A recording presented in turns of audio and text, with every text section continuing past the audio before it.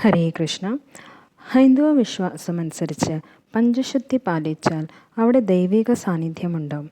അവ ഏതൊക്കെയാണെന്നൊന്ന് നമുക്ക് നോക്കാം.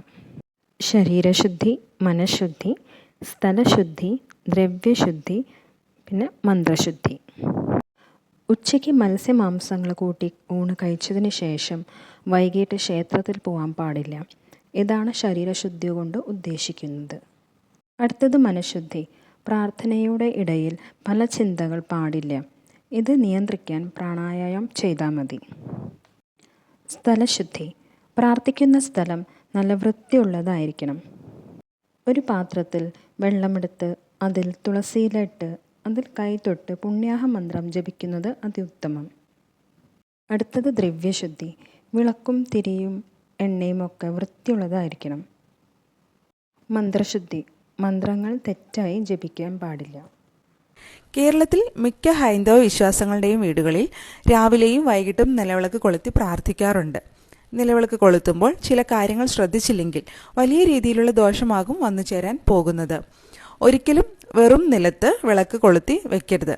പീഠത്തിന് മുകളിലോ തളികയിലോ വേണം വിളക്ക് വെക്കേണ്ടത്. കുളിച്ച ആരെങ്കിലും പോരാ, കുടുംബനാഥ തന്നെ വിളക്ക് കൊളുത്തണം. കൊടിവിളക്കിൽ തിരി കത്തിച്ചുകൊണ്ട് ദീപം ദീപം എന്ന് ഉച്ചത്തിൽ പറഞ്ഞുകൊണ്ട് നിലവിളക്കിനടുത്ത് എത്തി വണങ്ങിയ ശേഷം വേണം ദീപം തെളിയിക്കുവാനായിട്ട്. വിളക്ക് തെളിയിക്കുമ്പോൾ ശരീരവും മനസ്സും മാത്രമല്ല, നിലവിളക്ക് വയ്ക്കുന്ന സ്ഥലത്തിനും നിലവിളക്കിനും വരെ ശുദ്ധിയുണ്ടായിരിക്കണം. തുളസിയില ഇട്ട് തീർത്ഥത്തിന് സമമാക്കിയ വെള്ളം കൊണ്ടാണ് വിളക്ക് വയ്ക്കുന്ന സ്ഥലം ശുദ്ധീകരിക്കേണ്ടത്. വിളക്ക് കൊളുത്താൻ എണ്ണ, നെയ്യ്, തിരി, തീപ്പെട്ടി എന്നിവ ഉപയോഗിക്കാം.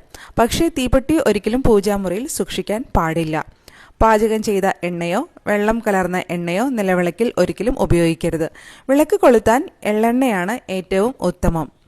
രാവിലെ ഉദയസൂര്യനെ നമിക്കുന്നതിനായി കിഴക്കു ഭാഗത്ത് തിരിയും സായാഹ്നത്തിന് അസ്തമയ സൂര്യനെ വണങ്ങി പടിഞ്ഞാറ് ദിക്കിലേക്കുമുള്ള തിരിയുമാണ് ആദ്യം കൊളുത്തേണ്ടത്. 5 തിരിയിട്ട വിളക്ക് ദുരിതങ്ങളൊഴിഞ്ഞ് ഐശ്വര്യത്തെ സൂചിപ്പിക്കുന്നു. വിളക്കിലെ എണ്ണ മുഴുവൻ വറ്റി കരിന്തിരി കത്തുന്നത് അശുഭകരം തന്നെയാണ്.